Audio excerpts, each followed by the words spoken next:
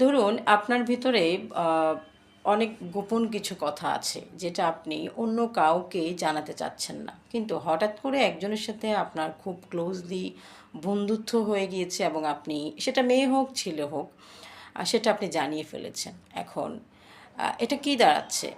আপনি যে গোপন কথাটা আপনি আপনার ফ্রেন্ডকে শেয়ার করেছেন, আপনার কি মনে হয়? সে কি সেই গোপন কথাটা আ তার ভিতরে রাখতে পারবে? তার কি দায় পড়েছে সে তার গোপন কথাটা আপনার গোপন কথাটা সে তার ভিতরে রেখে দিবে?